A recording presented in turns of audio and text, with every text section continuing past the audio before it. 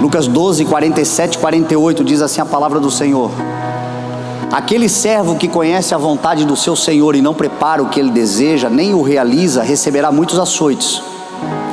Aquele, porém, que não o conhece e faz coisas merecedoras de castigo, receberá poucos açoites. Porque a quem muito foi dado, muito será exigido, e a quem muito foi confiado, muito mais será pedido.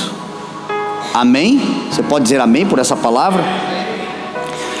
Eu quero hoje conversar rapidamente, como é a segunda-feira, com irmãos que estão aqui entre nós, que temem a Deus profundamente, não por uma possibilidade de punição no erro, no pecado, mas essencialmente por uma possibilidade de entristecer o Espírito Santo de Deus. Tem gente que ela evita o pecado, ela foge do pecado, ela não quer pecar, mas o seu coração é muito mais temeroso por conta do que pode lhe acontecer de ruim, porque o salário do pecado é a morte. Certamente o pecado traz consequências. O pecado é uma mancha, é uma corrupção, é um desvio de propósito. E é óbvio que se nós determinarmos vivermos de forma deliberada no pecado, não há outra coisa a acontecer senão o sofrimento. Mas tem gente que entendeu tanto a graça de Deus e o amor do Senhor que lhe salvou, que agora o pecado não é algo mais que ela quer praticar, não porque ela tem medo que Deus vai puni-la, mas porque ela tem uma angústia só de pensar em entristecer a Deus. Aquele constrangimento: não vale a pena diante da graça. Eu estava num lamaçal, eu era um Zé Ninguém, eu estava corrompido, eu era escória. Eu sei, fazendo uma avaliação justa, sincera e honesta, que eu já deveria ter morrido há muito tempo. Se o salário do pecado é a morte, eu já deveria ter morrido há muito tempo. Mas eu estou aqui vivo por misericórdia, por graça, por bondade. Para que pecar? Para que entristecer a Deus? É isso que me incomoda.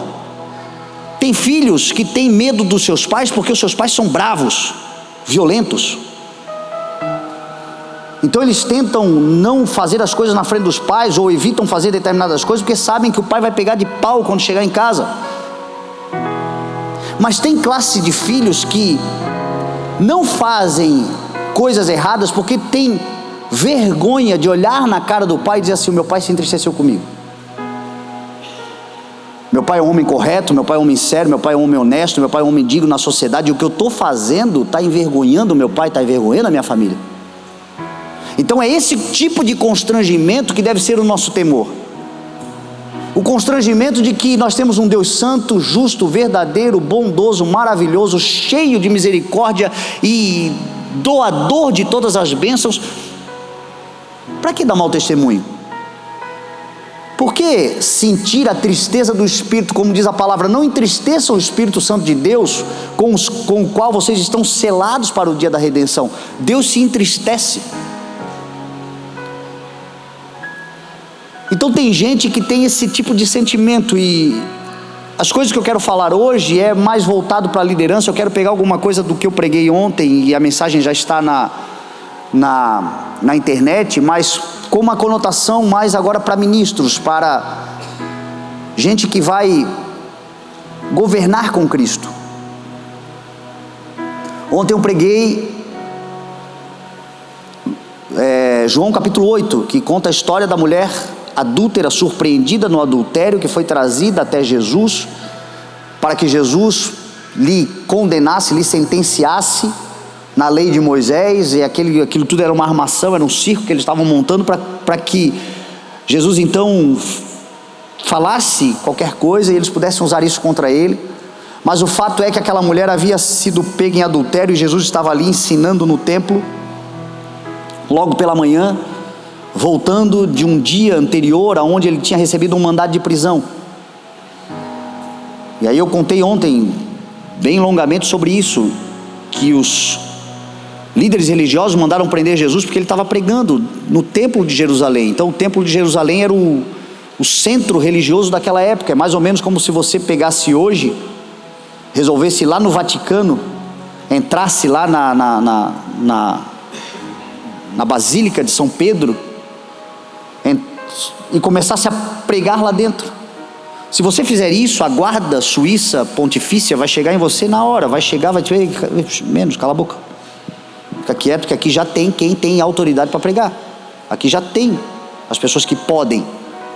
Foi mais ou menos isso que Jesus estava fazendo. Jesus estava pregando no templo quando os sacerdotes, os fariseus, os mestres da lei, o sumo sacerdote, eram os delegados daquele lugar.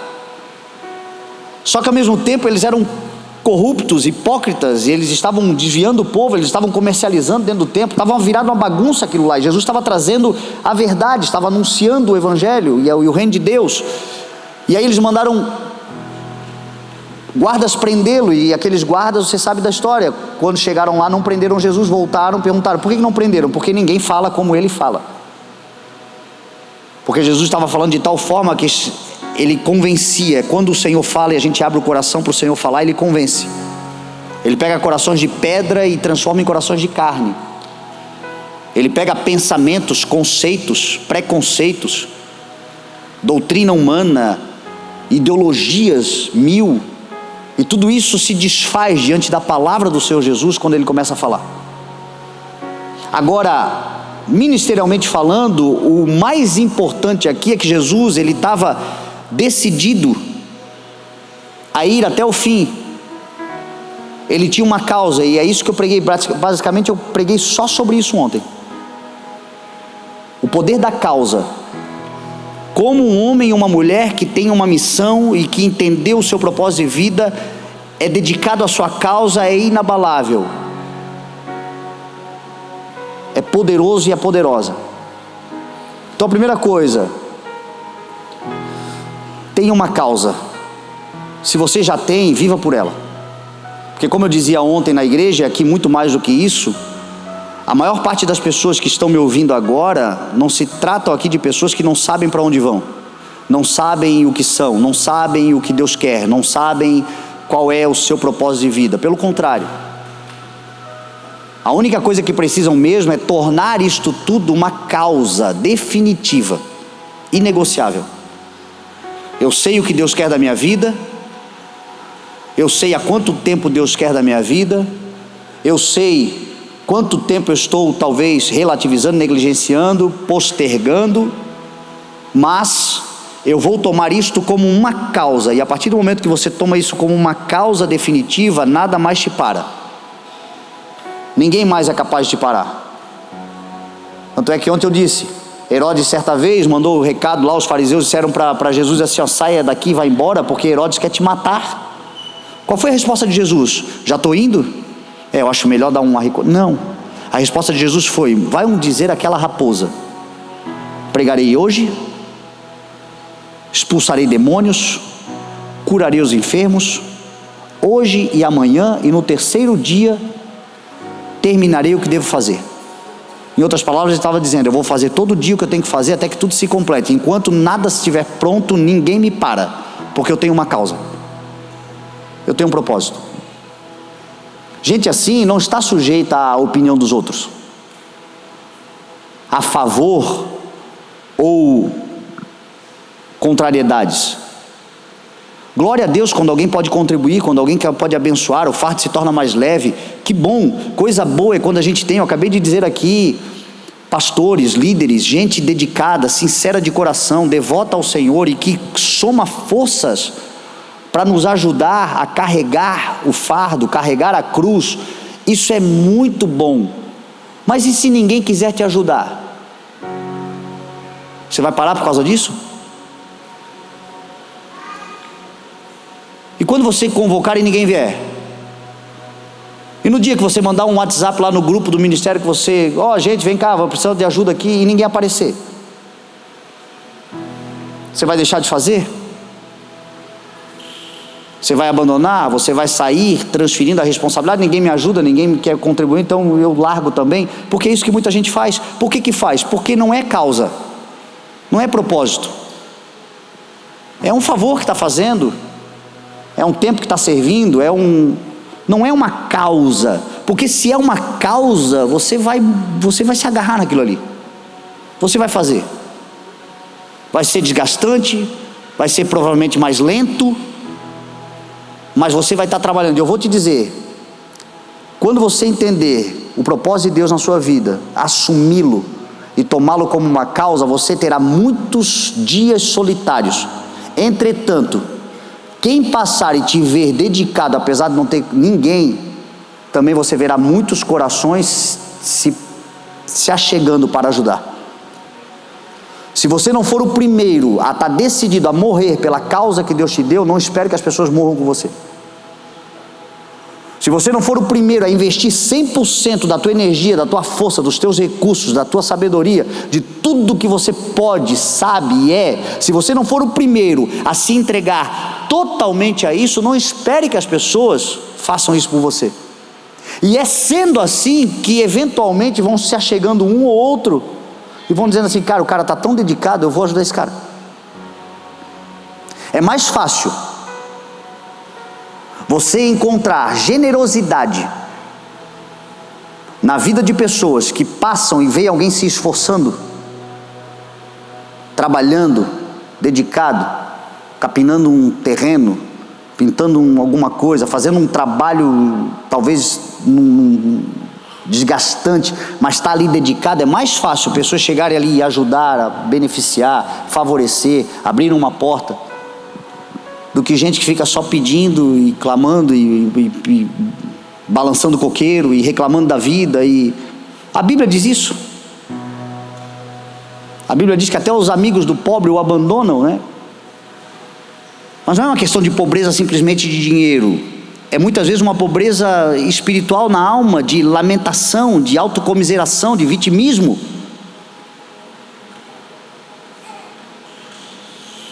Recebe migalhas, mas nunca vai receber de fato uma grande oferta que vai lhe ajudar a sair daquele nível e chegar em outro. Agora, quem tem causa, trabalha nela e encontra favor nisso também. Então, tenhamos isso como sacerdotes e ministros do Senhor. Nós temos uma missão: pregar o Evangelho até o último dia da nossa vida, com tudo que temos, com tudo que Deus nos deu. Semana passada eu ainda preguei sobre isso, eu tenho pregado muito. A tua empresa é uma proclamadora do Evangelho. Os teus negócios são oportunidades maiores do que simplesmente um lucro e um próprio negócio. São vidas, são relações. As pessoas que mais se desenvolvem hoje são pessoas que têm relacionamentos, têm conexões, que se conectam de fato com vidas, com pessoas, para além simplesmente daquele. E quando a gente entender que a nossa causa é o ministério da reconciliação, reconciliar as pessoas com o Senhor, com Deus, nós vamos construir algo para a nossa vida, para as nossas gerações e para a eternidade. Você pode ter certeza disso. Esse é o primeiro ponto. Isso eu falei bastante ontem. O segundo ponto eu não mencionei, mas eu quero deixar aqui porque isso é muito importante. 2 Coríntios capítulo 6, verso de número 3, vai dizer assim: nós não damos... Nós, Paulo dizendo, né? Nós, servos de Deus, filhos de Deus, igreja do Senhor, sacerdócio real, não damos motivo de escândalo a ninguém, em hipótese alguma, para que o nosso ministério não caia num descrédito. O que Paulo está dizendo? Nós temos uma responsabilidade de andarmos de tal forma que a nossa vida não se torne pedra de tropeço para outros. Para que as nossas ações, as nossas atitudes, a nossa forma de andar, as nossas decisões não sejam escandalosas, ao ponto de pessoas que talvez estavam a ponto de se converter, a olharem para nós, desacreditem em Deus, no poder de Deus. Porque se Deus, que pode ser conhecido e revelado através de mim, eu estou revelando qualquer outra coisa que menos Deus, eu estou sendo motivo de escândalo. E o que diz a palavra? eu acabo caindo num descrédito. E a pior coisa que tem, nós só temos ao nosso favor o crédito que Deus nos dá, a honra que o Senhor nos atribui, a autoridade que o Senhor nos dá, que é um direito legal de representação. A autoridade não te faz e não me faz dono. A autoridade vem de autor. Eu não sou autor, eu sou autoridade. Você é autoridade, você não é autor.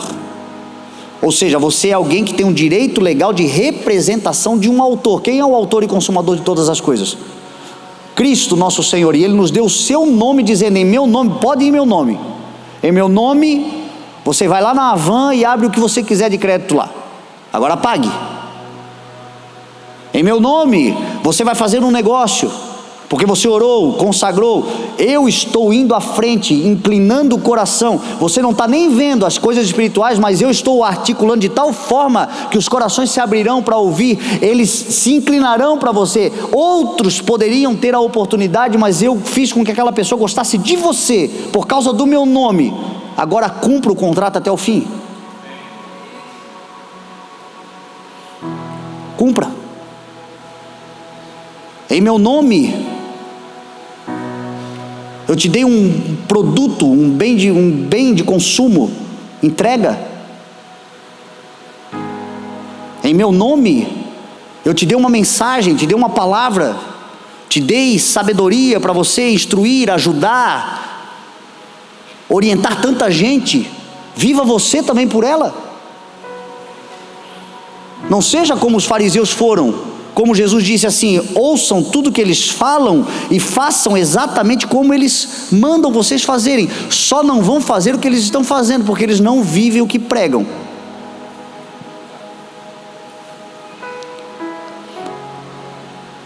Não cair no descrédito. A Bíblia diz que nós estamos sendo rodeados por uma nuvem de testemunha. Ninguém é perfeito, óbvio. Mesmo querendo acertar, nós erramos. Todos nós estamos sendo trabalhados o tempo todo. Tem hora que destoa o que eu estou falando de reações que eu tenho. Agora, a consciência do trabalhar de Deus, a consciência do pecado, isso não pode ser cauterizado. Nós precisamos estar sempre com uma porta aberta, sensíveis ao Senhor, para que Ele possa trabalhar em nosso coração, para que a gente possa ser aperfeiçoado. Nós não estamos prontos ainda, isso é um fato. Nenhum de nós estamos prontos ainda, mas nós temos a responsabilidade de estarmos hoje melhor do que ontem, porque está nos sendo confiado algo, está nos sendo entregue algo maravilhoso. E Jesus disse ali em Lucas: o servo que não conhece a ordem do seu senhor receberá poucos açoites, mas aquele que conhece e não pratica o que o seu senhor faz, receberá muitos açoites. É por isso que você vê isso todo dia. O ímpio vai pecando, parece que não acontece nada. Parece que não acontece nada. O filho de Deus dá uma pisadinha fora da faixa, já toma uma na orelha, né? Volta. Ah, mas está todo mundo fazendo. Pois é, mas tu não é todo mundo. Tua mãe já te falava e ela me ouvia. E isso é amor de Deus, para que a gente não se perca, mas que cheguemos ao arrependimento. E aquele que a muito foi entregue, muito será exigido. Nós estamos pedindo algo que não há nada na terra que se compare. O reino de Deus, inabalável, justo, de paz, de alegria e de poder. Um reino que governará todas as nações da terra. Não tenha dúvida disso. Vai chegar um dia que toda essa ordem cultural, política, social, governamental, tudo que a gente entende como estrutura de poder vai ruir diante do reino de Deus, será estabelecido. Cristo governará todas as nações da terra, e com Ele a sua igreja. Agora, a cultura já está em nós, e o Senhor já está dando ela. Então Ele está dando, mas Ele vai exigir responsabilidade, determinação, cuidado. Por que eu digo isso? Quando você pega a história da mulher adúltera, você conhece o final da história. Ele é maravilhoso. Cristo não a condenou, mas responsabilizou ela a ir e não pecar mais, e certamente depois daquele banho de graça, ela entrou nesse lugar.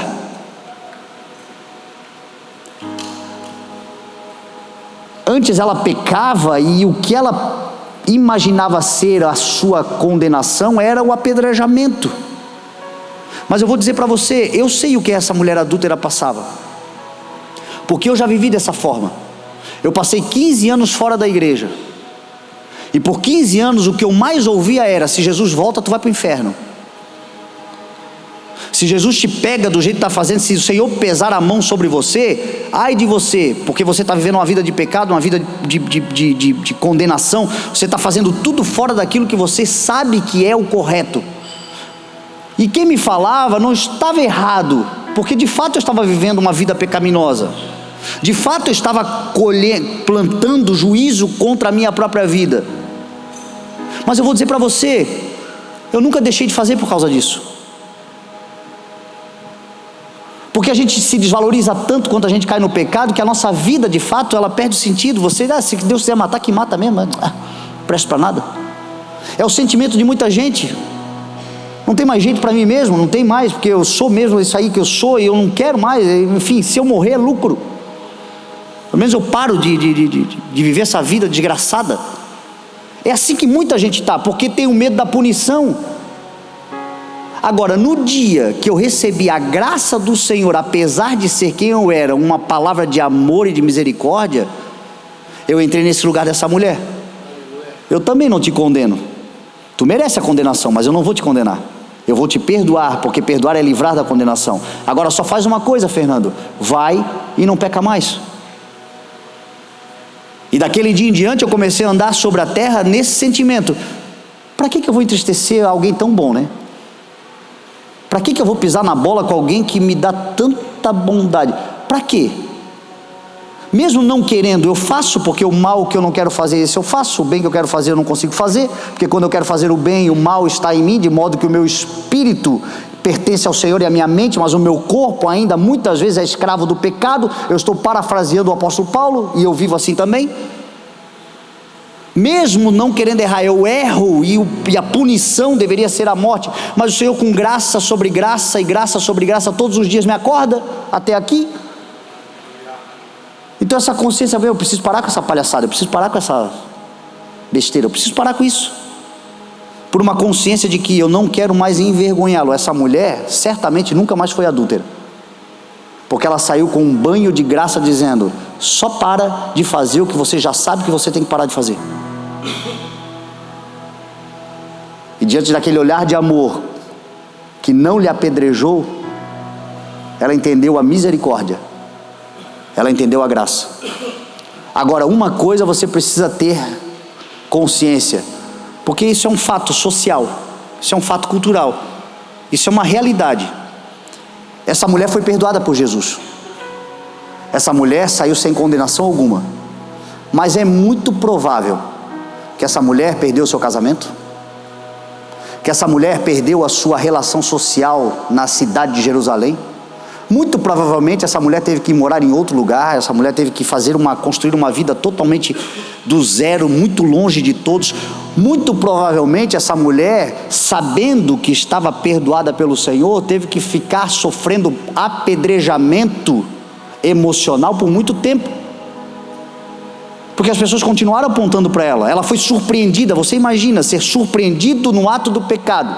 Ela não confessou, ela não fez, se arrependeu e depois largou e contou para os outros. Não, ela foi pega no ato. O mundo é cruel. A justiça dos homens, ela é seletivista. Todos os poderes são assim.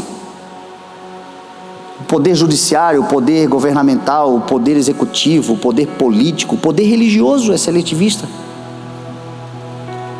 Fazemos acepção de pessoas. Muitas vezes nós perdoamos pessoas que a gente nunca viu e que contam para nós coisas absurdas, e quando é um dos nossos de pertinho que dá uma pisada na bola, a gente quer disciplinar e botar para fora da igreja. Porque o homem é falha. Por isso que a Bíblia diz que a justiça humana é como pano de trapo. Eram os panos que as mulheres usavam nos seus dias de menstruação. O Senhor está comparando a justiça do homem com aquilo. Imagina, você abre o lixeiro, está lá um absorvente assim virado do avesso, dá nojo, não dá? Pois é, Deus olha da mesma forma a nossa justiça. Dá nojo, porque nós somos seletivistas. Então essa mulher, ela foi, certamente ela teve uma vida muito difícil, perdoada absolutamente, mas a consequência dos seus atos, culturalmente e socialmente falando, lhe levou talvez a viver uma vida bem complicada, que poderia ter sido evitada. E é isso que eu queria deixar. Outro dia alguém me perguntou assim: se um pastor cair, vocês perdoam? Eu disse: quem somos nós para não perdoar, se Deus perdoar o arrependimento genuíno? Óbvio. Só que vai carregar para o resto da vida uma marca que não fomos nós que colocamos, de descrédito, porque por causa de motivo de escândalo, para o resto da vida, perdoado no Senhor, mas sempre com aquele sentimento de vergonha, porque fez o que não devia ter feito e sabia que não devia fazer, tomou uma atitude que não devia tomar e sabia que não devia tomar. Então, em nome de Jesus, que a gente tenha uma consciência de que o que o Senhor está botando na nossa mão é muito precioso, é muito valioso, e a gente precisa se lembrar disso no momento do impulso, no momento da carne aflorada, no momento da tomada de decisão, e que isso precisa estar na mesa como algo precioso para ver se realmente vale a pena perder um crédito tão maravilhoso por conta de uma ação, de um momento, de uma circunstância, de uma situação.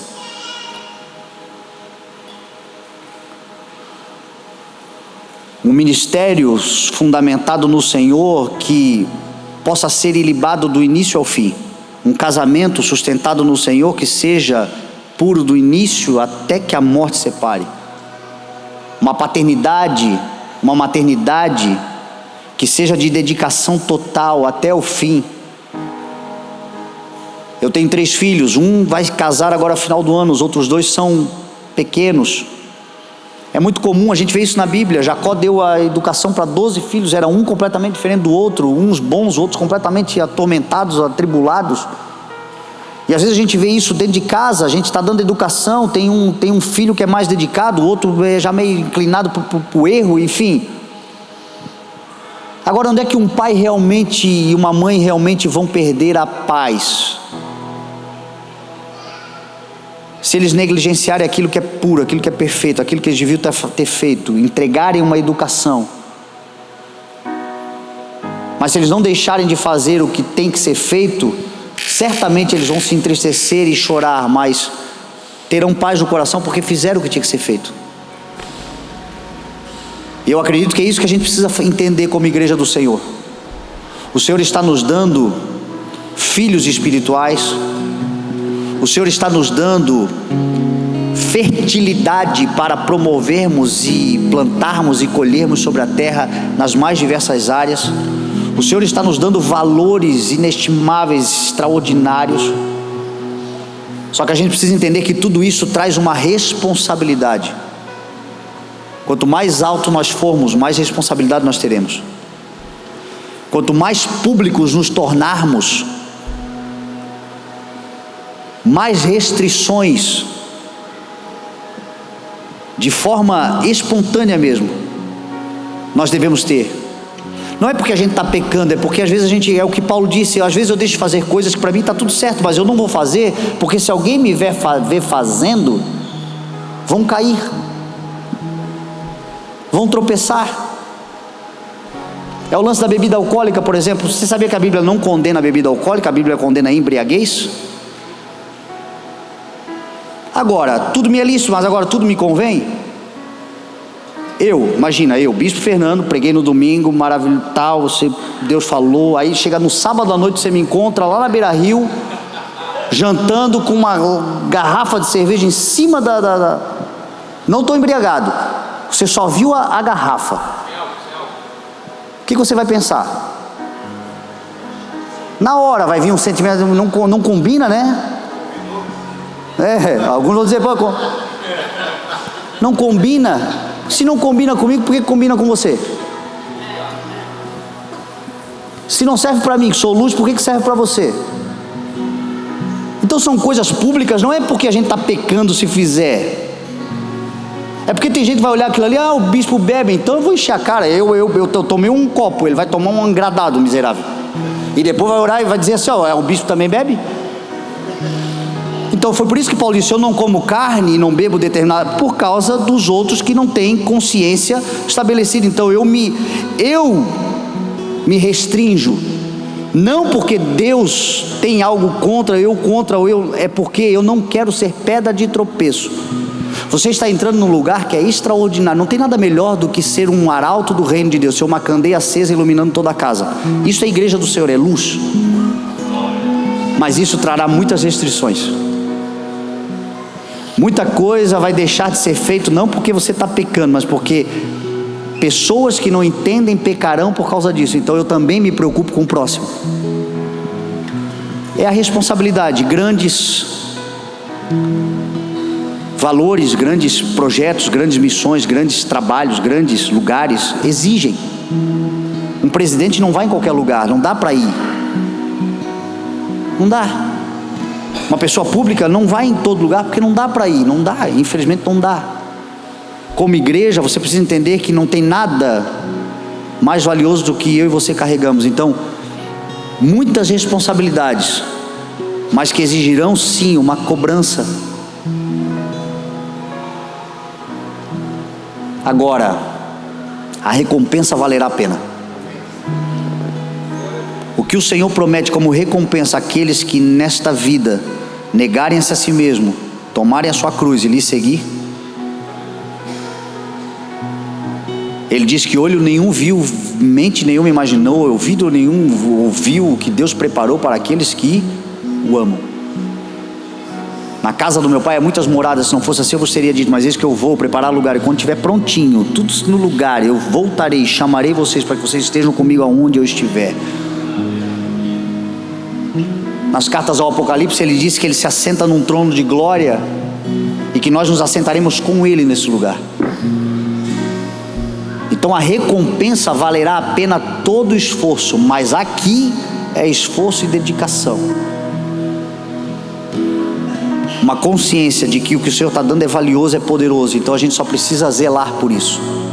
Zelar.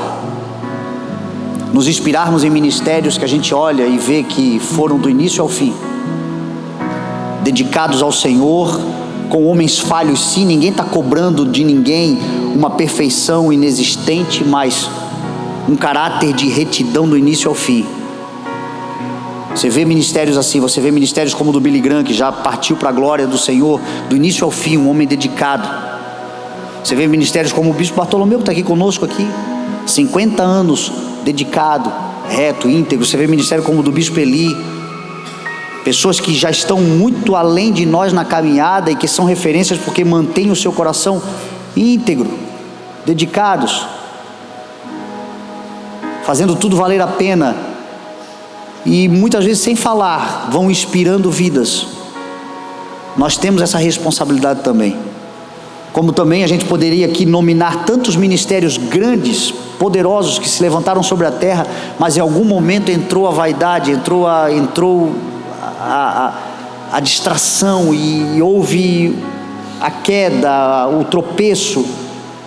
Esses homens, todos eles se levantaram novamente, estão no Senhor, mas tem lá uma marca de descrédito, tem lá uma marca que a gente olha e como igreja a gente não condena, porque a gente não traz condenação, mas fica aquela marca, e isso dói demais, porque quem tem o temor de Deus não se trata da punição, se trata daquele eu envergonhei quem merece ser honrado. E lidar com isso, meu irmão, vai ter que ter uma cabeça muito boa. Eu acho que nenhum de nós tem para isso não, viu? Então a minha mensagem hoje é para tentar deixar no coração da gente uma consciência de que do pecado se foge. Em relação ao pecado, a gente tem que ser covarde, como diz a Bíblia. Fuja da aparência do mal. Fuja da imoralidade sexual. Fuja de tudo que vai trazer descrédito. Porque o diabo está toda hora botando manjares e banquetes diante de nós. Mas se a gente cair, meu irmão, o Senhor vai nos perdoar, você pode ter certeza. Porque quem cai, já cai se arrependendo.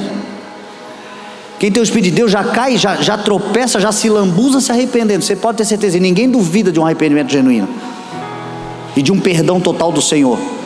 Mas o que diz respeito à sociedade, à cultura, vai ficar aquela marca de descrédito. E isso vai ser muito ruim lidar até o fim da vida. Então que fique para nós esse cuidado, esse zelo. Deus está dando coisas poderosas, mas há exigências da própria responsabilidade, não tem jeito. Nós pedimos ao Senhor para que a gente governe, para que a gente seja grande, para que a gente cresça, para que a gente seja a cabeça das nações. Tudo isso é promessa e vai se cumprir, mas traz consigo essas responsabilidades. Então não sejamos pessoas que caem no descrédito. Eu creio que a melhor forma é ter esse sentimento que a mulher teve quando ela foi salva pelo Senhor, porque ela vivia numa vida de pecado e agora foi salva. Mas ela era de Israel, ela conhecia a lei, ela sabia onde ela estava errando, mas por um sentimento de punição, ela nunca se converteu de verdade. Agora, num sentimento de graça e de amor, o pecado perdeu o sentido pelo constrangimento de fazer o Senhor se entristecer. Então a gente precisa ter esse coração. Por que eu não vou? Eu não estou a fim de entristecer ao Senhor. Não tem a ver com o que vai acontecer comigo, tem a ver com... Eu não estou a fim de pisar na bola com quem está enchendo a minha bola. Eu não estou a fim de colocar num lugar baixo alguém que tem me elevado sobre a terra. Esse sentimento nos protegerá, e com esse coração, meu irmão, nós vamos até o fim, ilesos em nome de Jesus.